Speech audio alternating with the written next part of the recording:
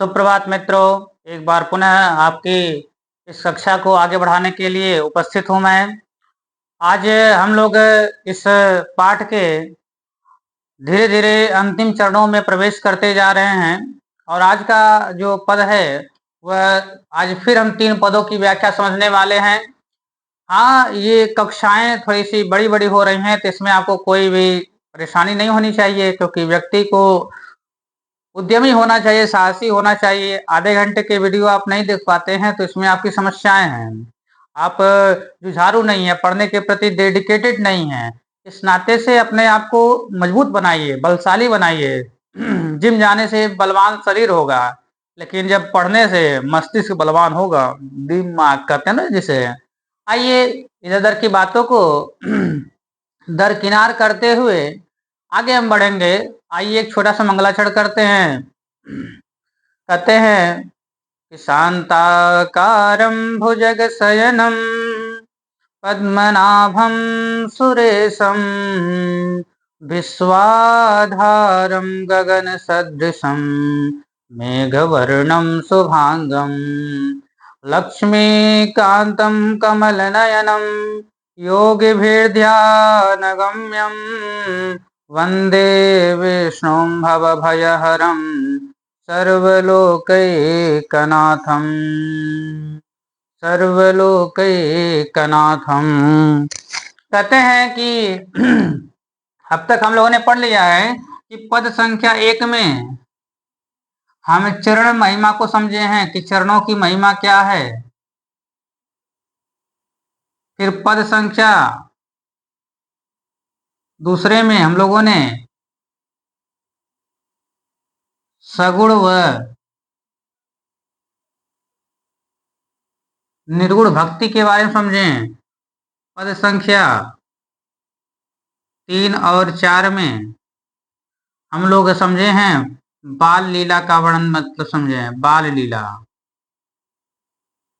फिर आगे हम लोग आज का संख्या है पद संख्या 5 नहीं 6वां संभवतः ये है। 3, 4, 5 और 5वें में यहाँ भी 5 तक ये पढ़े हैं। आज हम लोग पढ़ेंगे 6, 7 और 8।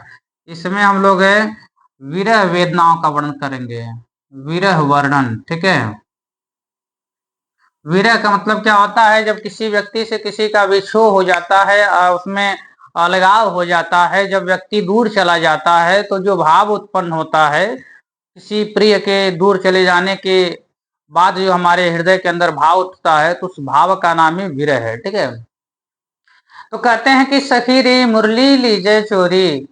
एक बार की बात है कि जब श्री कृष्ण भगवान सदैव गोपी ग्वाल बालों के साथ समय को व्यतीत करते थे, लेकिन एक समय आता है जब उनके पास एक मुरली आ जाती है, एक बांसुरी आ जाती है और उस बांसुरी के साथ है वह अपना इतना मग्न हो जाते हैं, अपने आप को उसमें इतना मग्न कर लेते हैं कि गोपी ग्वाल बालों को सबको भूल जाते हैं। किसके कारण? उस मुरली के कारण है। तो एक प्रकार से जो गोपियां हैं, जो गोपी ग्वाल बाल है, वह उस मुरली को अपना सौतन समझते हैं।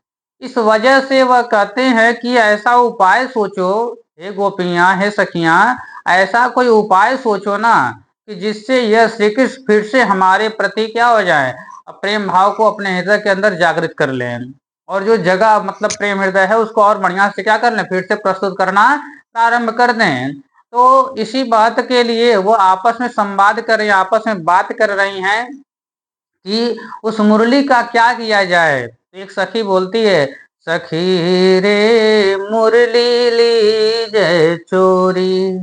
अरे सखी रे मुरली ली जय चोरी, हे सखी इस मुरलियों को चुरा लो, न रहेगी बांस न बजेगी बांसुरी। यानी कि न कारण रहेगा न कारण का जो हेतु है, दोनों ही कारण और कर्ता दोनों का ही उसमें समावेश जो हुआ है। यानी कि मुरली को जैसे होता नहीं है, न रहेगी बांस ना बजेगी बांसुरी, भाव क्या है? न बांस रहेगा न बांसुरी बजेगी। यानी कि लक्ष्य जब लक्ष्य ही नहीं रहेगा तो लक्षण रखकर क्या फायदा होगा।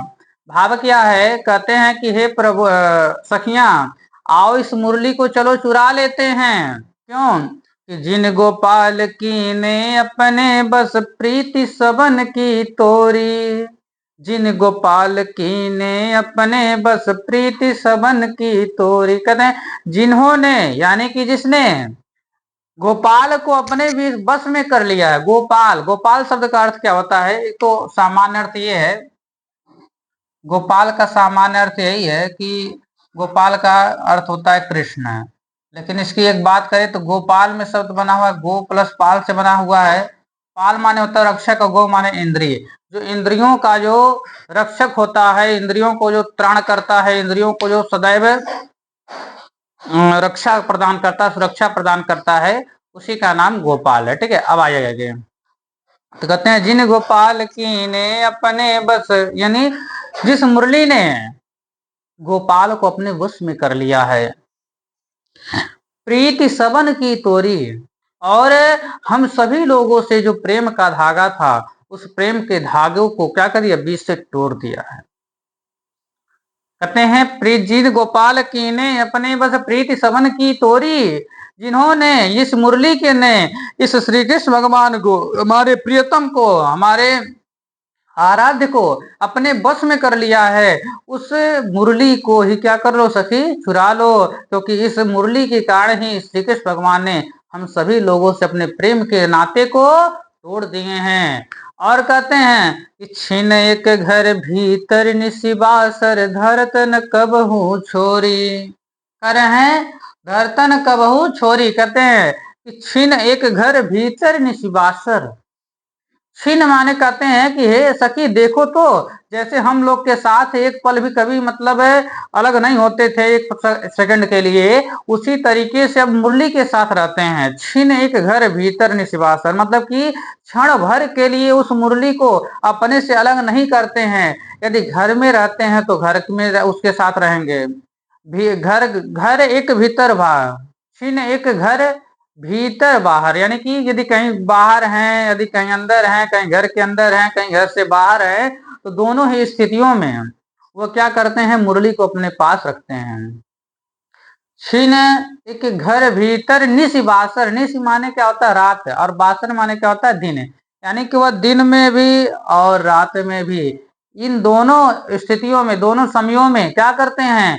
वह सदैव मुरली को अपने पास रखते थे। देखो मैं गोपियों, ये साथियों, सखी, हम लोग तो केवल दिन में रहते थे, लेकिन ये शाम के समय में भी, यानी कि एक क्षण के लिए भी इस मुरली को अपने आप से अलग नहीं करते। फिर कहते हैं निशिब छीने के घर भीतर निशिबासर धरत न कबहू छोरी। ये कभी इसको धर देते नहीं कि चलो इसको छोड़ देते हैं, कहीं ढक देते हैं कि चलो अब बाद में इसको क्या ना अपने साथ ले जाएंगे, ऐसा कभी होता नहीं था। अर्थात इस लाइन का अर्थ क्या है कि कभी भी श्री कृष्ण इस मुरली को एक क्षण के लिए भी, न घर के अंदर, न घर से बाहर, न रात में, न दिन में, कभी भी उसको अपने आप से अलग नहीं करते थे। फिर कहते हैं कि कहाँ कहाँ रखते थे, फिर आगे बता रही है, अपने वीरा वेदना कर रही कि देखो वो इसको इतना बढ़िया से अपने पास रखते हैं जितना हम लोगों को भी कभी नहीं रखा करते थे। कहते कबहू कर, कभी अपने हाथों में, कबहू कर कबहू अधरणी, अधरणी माने होठों पर। ठीक है, कभी उस मुरली को अपने हाथों में ले लेते हैं, कभी अपने होठों पे सुसज्जित कर लेते हैं। कबहू कटि कबहू खोसत जोरी, कटि कटि कबहू, यानी कटि माने कमर प्रदेश। ठीक है, कट यानी कि कमर में, कहते हैं कबहू कट, यानी कहते हैं कबहू क्या करते हैं? कभी कभी कट यानी कि कमर में रख लेते हैं। खोसत जोरी, और इतने बढ़िया से खोस लेते हैं जोर से कि ताकि वह उस कमर से गिर जाए ना।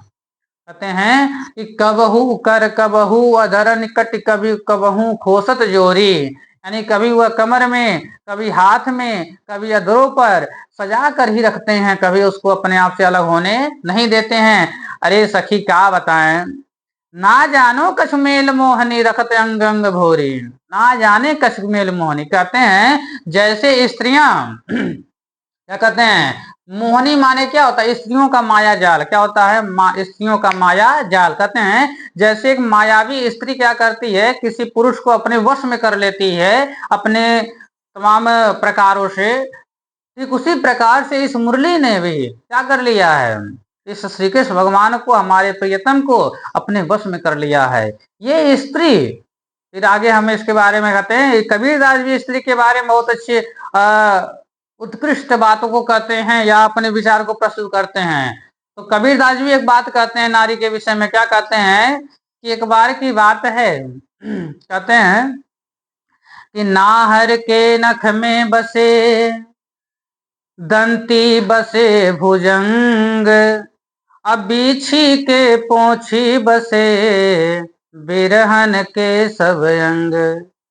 कहते हैं कबीरदास जी कि नाहर के नख में बसे, नाहर यानी कि शेर के नख में जहर होता है। नाहर के नख में बसे दंती बसे, दांतियां, दंती यानी दांत में, दांतों में जहर किसके पास होता है? भुजंग यानी कि सांप के। नाहर के नख में बसे दंती बसे भुजंग, यानी कि शेर के नाखून में जहर होता है और सर्प के सांप के दांतों में जहर होता है।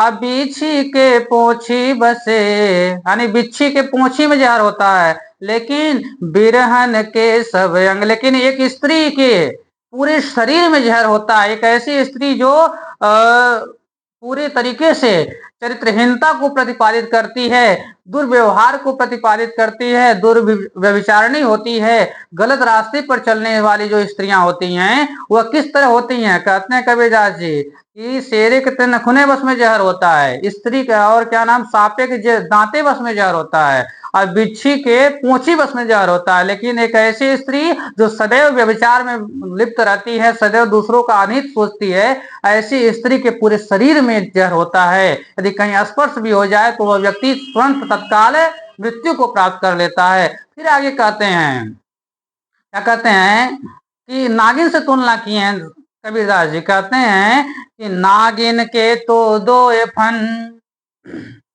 क्या कहते हैं कि नागिन के तो दो फन, नारी के फन 20, अजा को डसान फिर जिए मरियो 20 के 20। कहते हैं क्या कि नागिन के तो दो फन, नागिन के दुई फन होता है। कितना फन होता है? 2 फन।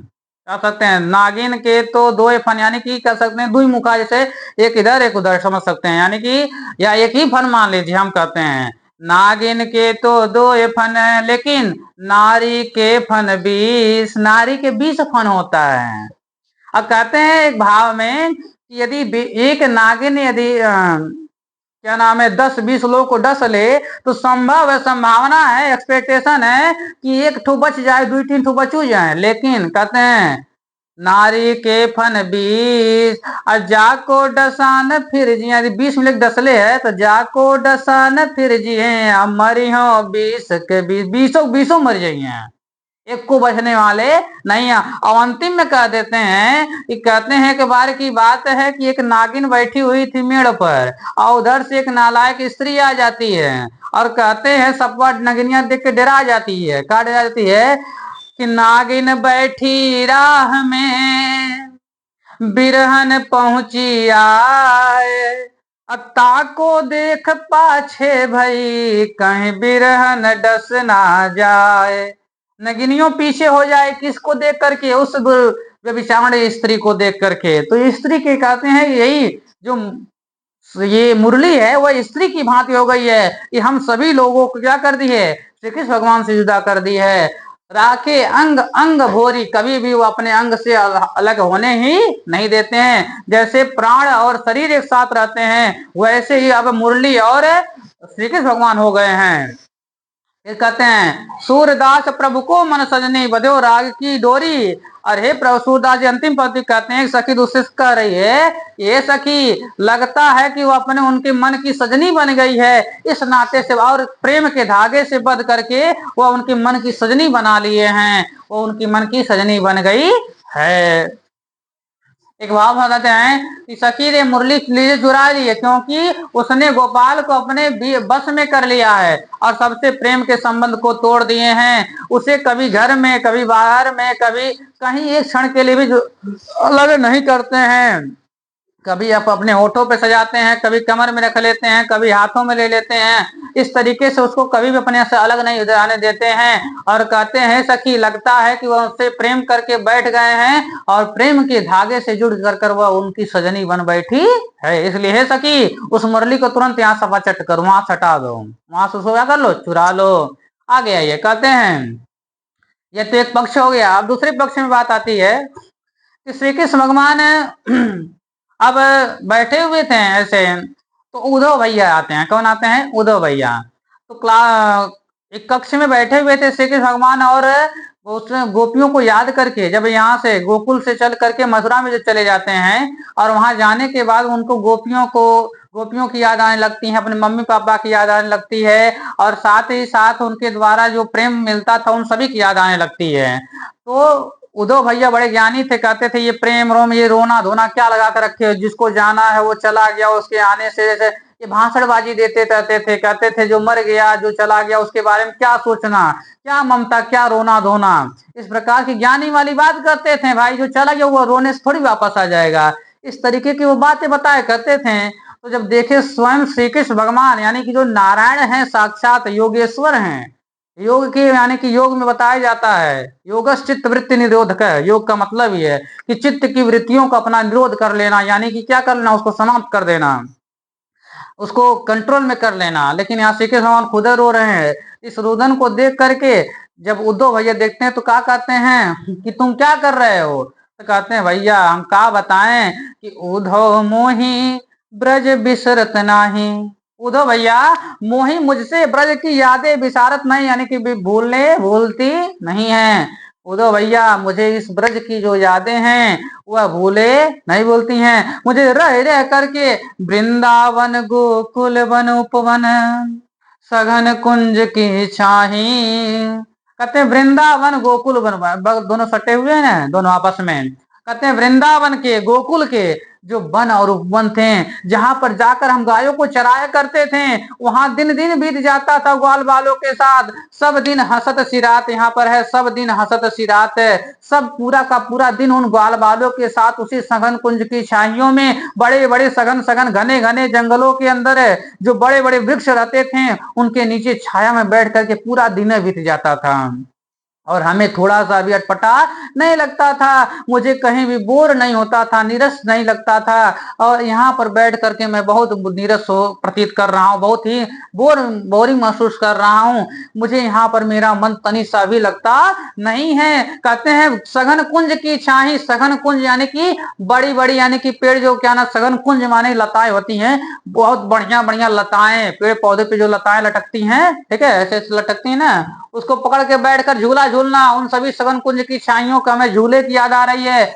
और साथ ही साथ कहते हैं कि प्रातः काल जो मेरी माता यशोदा थी, उन्होंने क्या करता था, मुझे आकर बड़े ही प्यार से अपने गोद में बैठा लेती थी और बढ़िया से खाना खिलाती थी। और नंद देख सुख पावत, अपने पिताजी को देखकर मुझे ऐसा लगता था बस करो मुझे स्वर्ग मिल गया हो।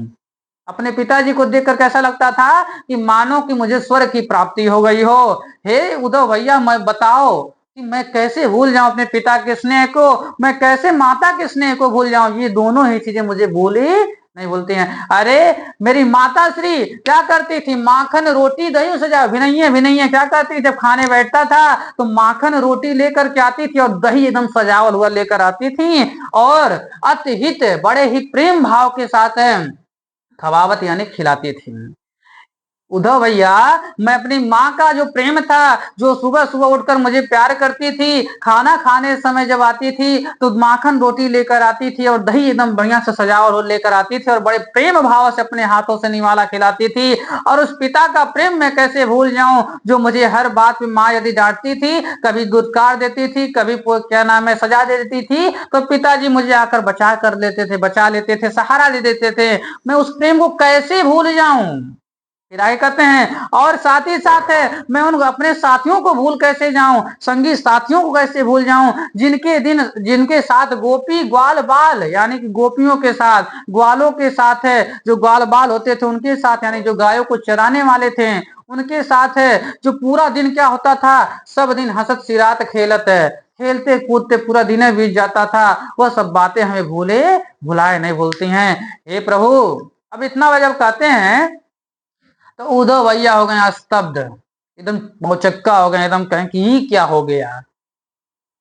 तो ये कहे गए कि हे उद्धव भैया, इसको पूरा बताते हैं फिर आगे यहाँ पर चलेंगे। कहते हैं इस बात का क्या भाव है कि हे भैया, मुझे ये ब्रज की यादें नहीं भूल पाऊंगा मैं, क्योंकि वहां पर हमारा पूरा जीवन व्यतीत हुआ, पूरा जीवन का पूरा क्षण बीता हुआ है। कहते हैं कि यहाँ के वृंदावन गोकुल के वन और उपवन हमसे नहीं भूल पाऊंगा मैं। प्रातः समय मेरी माता आती थी और क्या करती थी, मुझे बढ़िया से दही सजा माखन रोटी खिलाती थी। उस प्रेम को मैं कैसे भूल जाऊं। उन गोपी ग्वाल बालों के साथ जो बिताए हुए समय है, जिनके साथ पूरा दिन बीत जाता था, पता नहीं चलता था, उन सभी अवधियों को, सभी समयों को मैं नहीं भूल पाऊंगा। और जब इतना कहते हैं तो सूरदास जी कहते हैं कि धन्य है वह ब्रजवासी जिनकी, देखिए भगवान वही वाला होता है, हाल होता है। जैसे हम भक्त हैं, भगवान आगे हैं, आप सब लोग भक्त हैं, कृष्ण देवी की पूजा करते हैं, आप भगवान को याद कर रहे हैं। अब भगवान यदि आपकी प्रार्थना करने लगे, आपकी सुश्रिया करने लगे, यानी कि आपका ही क्या नाम है प्रशंसा करने लगे, आपको याद करने लगे, आपका मतलब आपसे प्रेम करने लगे, आप भगवान से प्रेम भगवान आपसे प्रेम करने लगे, तब क्या ही बात हो सकती है। कहते हैं कि धन्य है धनी धनी ब्रजवासी, धन्य है वो ब्रजवासी के लोग है जिनका हित जिसका हित स्वयं श्री कृष्ण भगवान सोचते हैं। सूरदास जी अंतिम पंक्तियों में कह रहे हैं कि धन्य है ब्रज के वासी जिनके बारे में स्वयं हित के बारे में श्री कृष्ण सोचते हैं। आइए अब अगला कहते हैं कि अब कहते हैं कि यदि तुमको श्री कृष्ण भगवान जब इतना कह दिए, कहते हैं कि ये सब फ्राडिया वाली बात हमसे मत कहो, हम जानते हैं तुम क्या हो, तुम ऐसे बस ऐसे कर रहे हो, दिखावा कर रहे हो, लीला है, तुम लीला पुरुषोत्तम है हो ये। तो कहते हैं ऐसी बात नहीं है। जैसे ये भी कहते हैं कि क्या जैसा तुम हो क्या वो भी वैसे होंगे। कहते हैं हाँ अवश्य, हमसे ज्यादा होंगे वो लोग, हमारे तरह हमसे ज्यादा वो लोग हमको याद कर रहे होंगे।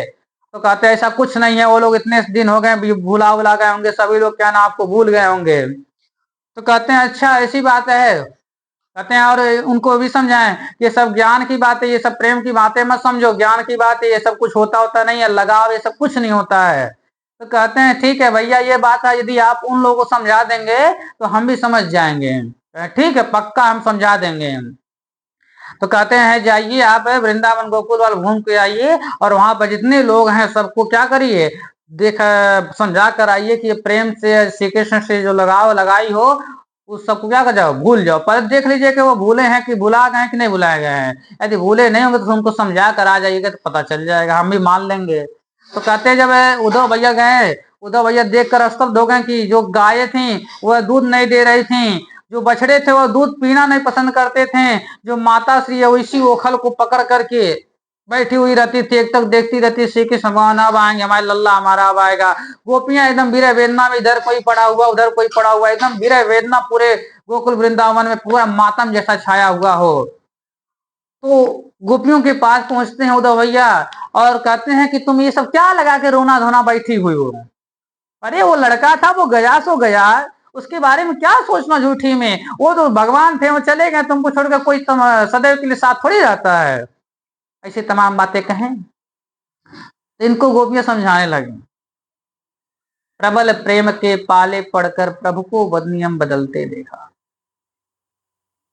प्रेम एक ऐसा शब्द है जिसके अंतर्गत पूरी संसार समाहित हो जाए, जिसके अंतर्गत ये उद्धव भैया का भी यही हाल होने वाला है। प्रेम के पाले पड़कर प्रभु को नियम बदलते देखा।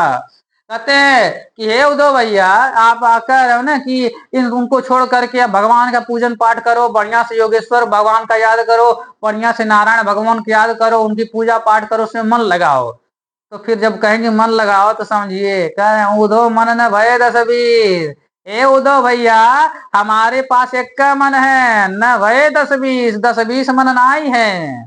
क्या कह रहे हैं ए उद्धव भैया कि मेरे पास एक ही मन है, कोई 10-20 मन नहीं है, और बिना मन के पूजा पाठ नहीं होता है। तो कहती हैं कि एक होता एक का ठोराल मना सो गयो, वो चला गया श्याम संग। एक होता तो सो गया श्याम संग। अब एक ही मन था, वो अभी श्री कृष्ण लेकर चले गए। अब कहो अब राधा इस आप ही बताइए किस मन से मैं आपके द्वारा बताए गए पूजा पाठ का अनुसरण करूं।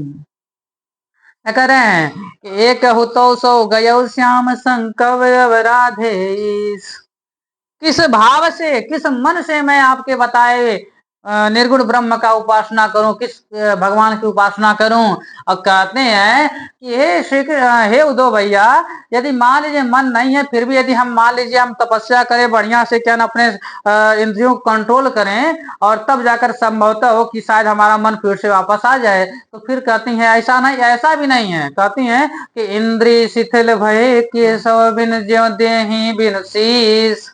इंद्रियां हमारी शिथिल पड़ गई हैं, ठंडी पड़ गई। इंद्रियां अब आंखें कुछ देखना नहीं पसंद करती हैं, कान कुछ सुनना नहीं पसंद करते हैं, जिह्वा कुछ स्वाद नहीं लेना पसंद करती है, त्वचा हमारी स्पर्श नहीं पसंद करती है। इंद्रियां ही शिथिल पड़ गई हैं, इंद्रियां ही काम करना बंद कर दी हैं। तो हम कैसे कमवा करें?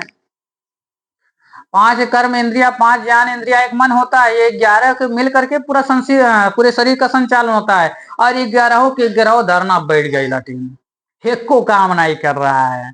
इंद्रिय शिथिल भई केशव बिन, पूरी इंद्रियां हमारी ठंडी पड़ गई हैं, काम करना नहीं चाहती हैं। कैसे? जैसे देही शरीर को इस कलम कर दिया जाए तो ये शरीर पूरा ठंडा पड़ जाता है, ठीक इसी तरीके से मानो 5 जो इंद्रियां हैं वो हमारे शरीर से ही बाहर निकल गई हो, तो बिना इंद्रिय के हमारे काम होने वाला भी नहीं है। और कहते हैं कि ये जो है शरीर से निकल गया है, बस ये जो शरीरिया है ना, आशा लागे रहती तन श्वास आए। इस शरीर में जो श्वासें चल रही हैं, यह भी इस आशा में चल रही हैं कि श्री कृष्ण भगवान एक बार अवश्य आएंगे, श्री कृष्ण भगवान है एक बार आएंगे, और फिर से हम लोग उसी तरीके से खेलेंगे कूदेंगे, और बढ़िया से फिर से उसी प्रेम भाव में रंग जाएंगे।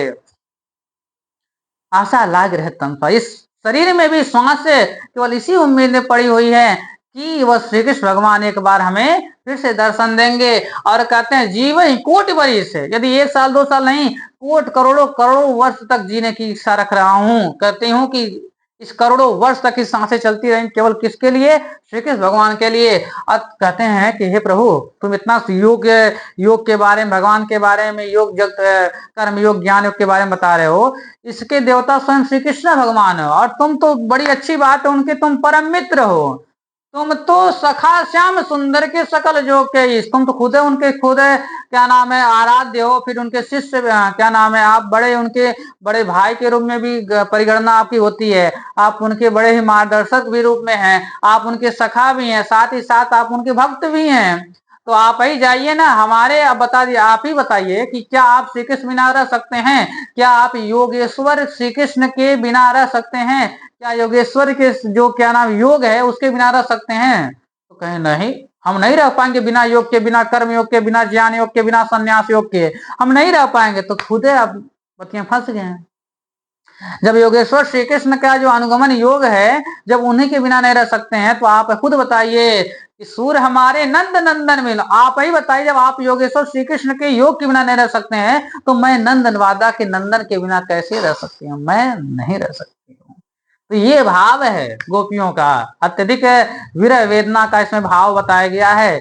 आज के लिए बस इतना ही, मिलते हैं कल। आज की इस वीडियो को आप अधिक से अधिक लोगों के पास शेयर कीजिए, कमेंट करिए, और बेल आइकन को प्रेस करना मत भूलिए। सब्सक्राइब का बटन दबाना एकदम अनिवार्य है आप लोग के लिए। और इस वीडियो को अधिकतर देखिए, आप पढ़िए, ये नहीं कि बस शेयर करते, पढ़ते भी रहिए। आज के लिए बस इतना ही, धन्यवाद, मिलते हैं कल।